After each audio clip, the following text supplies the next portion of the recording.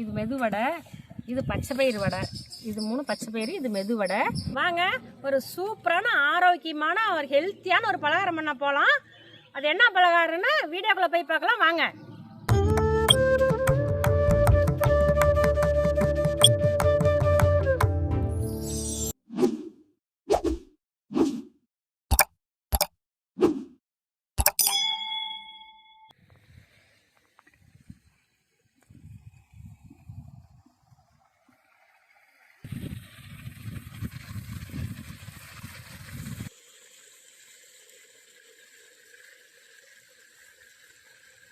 சாணி அரைச்சிட்டு இருக்கிறாங்கண்ணே.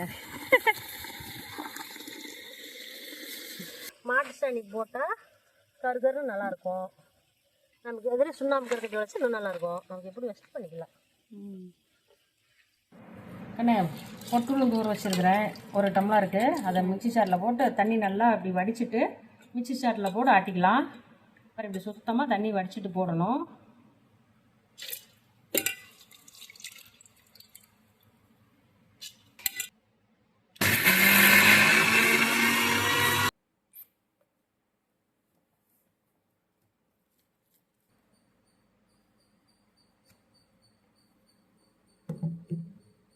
அரை விட்டு வச்சானாலா ஆட்டியாச்சுமா.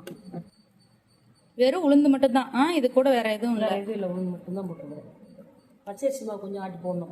வச்சுருக்கிறேன் உளுந்து ஆட்டிட்டு பச்சரிசி மாவு கொஞ்சம் ஆட்டணும். இப்போ உளுந்து ஆட்டி எடுத்து வச்சாச்சு. அடுத்தது பச்சை பயிறு ஆட்டி எடுத்து வச்சுக்கலாம். பச்சை பயிறு அதே மாதிரியே தண்ணி ஊற்றாமல் தான் அரைச்சி வைக்கணும்.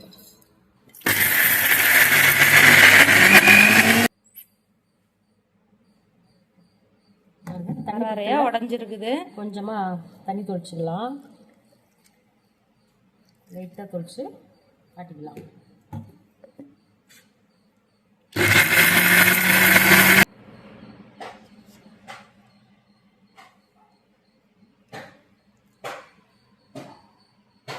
இன்னும் கொஞ்சம் அரைக்கணும். அரைச்சிக்கிறேன்.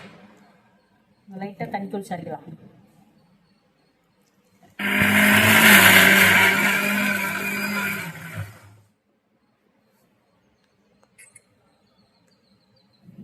வேறு நல்லா அரை விட்டுருச்சுமா.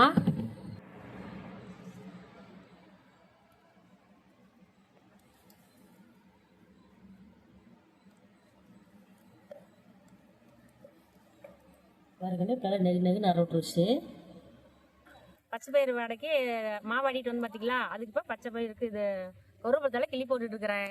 அதுக்கு தேவையானதை போடலாம். பார்த்தீங்களா, இப்படி தான் தலை கிள்ளி போடணுங்க. அரிஞ்சு போட்டால் வேறு மாதிரி இருக்கும், கிள்ளி போட்டால் வேறு மாதிரி இருக்கும். இது கூடவே பாருங்கள் வெங்காயம் சேர்த்துக்கலாம். வெங்காயம் இப்படி ஒரு பிடி அளவுக்கு சேர்த்துக்கிறேன்.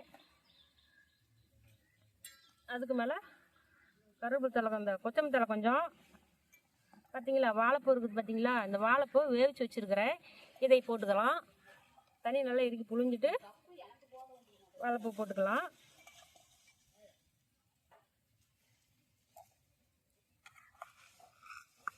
அப்புறம் அரிசி மாவு, பச்சை அரிசி மாவு இது அரைச்சி வச்சுருக்கிறேன். மிக்சியில் போட்டு அரைச்சி வச்சுருக்கிறேன். அதில் 2 ஸ்பூனு போடலாம். 2 ஸ்பூன் போட்டாச்சு. அதுக்கு மேலே அதுக்கு தேவைக்கு உப்பு போட்டுக்கலாம். போதும் உப்பு. இப்போ மாவை நல்லா கலக்கிக்கலாம்.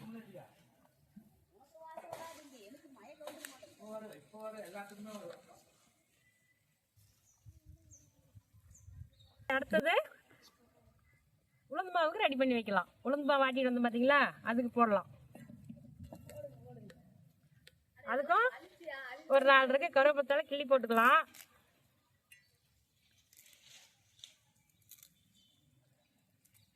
போட்டாச்சு. அதுக்கு மேலே வெங்காயம் ஒரு கைப்பிடி அளவு வெங்காயம் போட்டுக்கலாம். அதுக்கு மேலே கொத்தமல்லி தழை போட்டுக்கலாம். அதில் மிளகு போட்டுக்கலாம். பச்சை மிளகாய் போட்டுக்கலாம். பச்சை பயிருக்கு பச்சை மிளகா போடவே இல்லை தானே? போடுறேன். பச்சை பயிருக்கு பச்சை மிளகா போட்டுடலாம், மறந்துட்டேன். போட்டுருக்கோம் அதுலேயே. மிளகு கடையில் இருந்ததே அந்த பச்சை மிளகா கண்ணுக்கு தெரியலைங்க. இதில் ஒரு ஸ்பூனுக்கு பச்சரிசி மாவு போட்டுக்கலாம். 1 ஸ்பூன் போட்டிருக்கிறேன். போதும். உப்பு உளுந்து மாவுக்கு உப்பு கொஞ்சம் கம்மியாக தாங்க போடுவாங்க, இல்லைன்னா கசப்பு. கலக்கலாம்.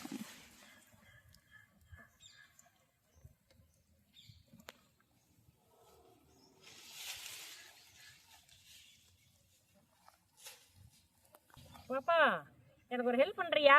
என்னம்மா? ஒரு டம்ளர் டீ மட்டும் வச்சுட்டா, எனக்கு டீ குடிக்கலாம் போல இருக்குது.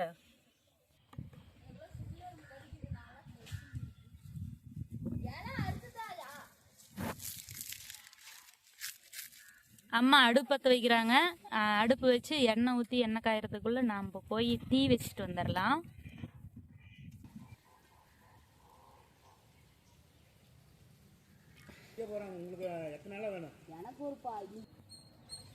இந்தாம்மா டீ. Thank you thank you. அது தேங்க்யூ. Thank you thanks. இந்தாங்க.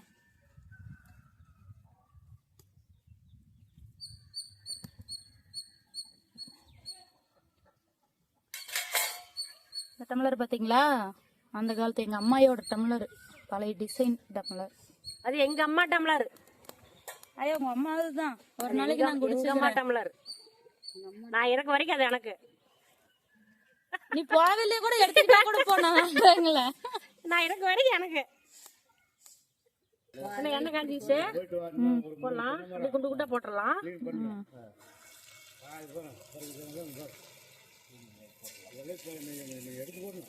இப்போ போடுறது பச்சை பயிறு வடையா? பச்சை பயிர் வடை. இது பச்சை பயிர் வடை. பச்சை பயிர் போண்டா.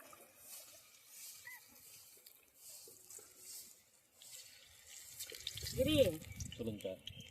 என்ன பண்ற? நின்றுட்டு இருக்கிற அப்படி. அத்தை கொஞ்சம் ஹெல்ப் பண்ணி கொடுத்தீங்கன்னா பரவாயில்ல. என்ன ஹெல்ப் வேணும்? சரி, அந்த அடுப்பு தள்ளி விடுத்தாமே போச்சத்த.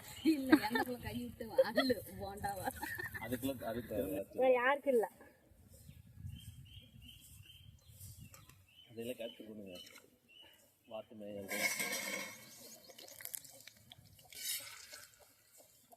காட்டு மேயறது கிரி நடக்கிறது நடக்கிறது.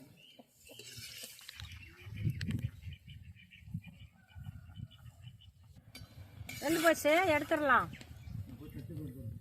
இந்த பச்சை பயிர் வடை பாருங்க, நேரம் இப்படிதான் வரும். இது கூட வாழைப்பூ போட்டிருக்குது. இது பச்சை பயிர் ஏன்னா நம்ம போண்டா சுட்டோம்னா, கடலமாவில் சுட்டோம்னா சேர்றதில்ல. ஒரு நேரத்தில் சாயந்தரம் சாப்பிட்டா வயிறுலாம் ஒரு மாதிரியா இருக்குது. அதனால இதுனா கொஞ்சம் நல்லாவும் இருக்கும், உடம்புக்கும் நல்லா இருக்கும். அதுக்கோசரம் இன்னைக்கு இதை செய்யலான்ட்டு செஞ்சுட்டு இருக்கிறோம். ஈவினிங் ஸ்நாக்ஸுங்க. தட்டி போட்டுடலாமா?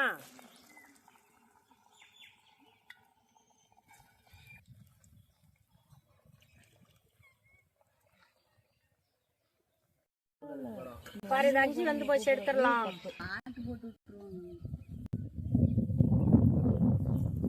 மெதுவடை போடுறாங்க. எங்க ஓட்டை காணா? ஓட்டை போடுமா, அப்பதாம்மா அது மெதுவடை மாதிரி தெரியும். மாவுல கொஞ்சம் கம்மியா எடுத்துக்கோங்கம்மா, அகலமா இருக்குது இல்லை.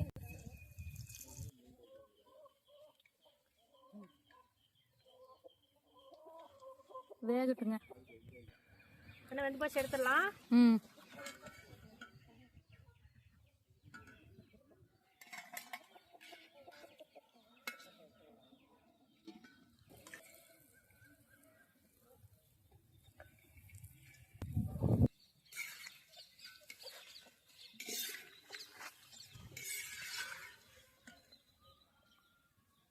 ரெடி ஆயிடுச்சா?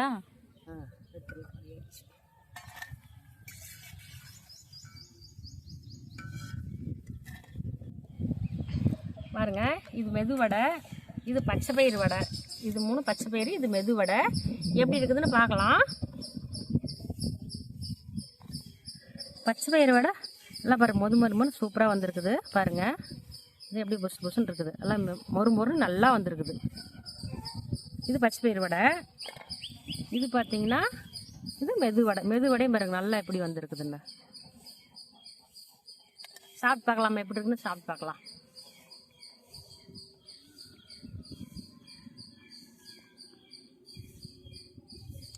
சூப்பராக வந்துருக்குதுங்க, நல்லா டேஸ்ட்டாக. வாழைப்பூ போடுறதுக்கு டேஸ்ட்டாக இருக்குது.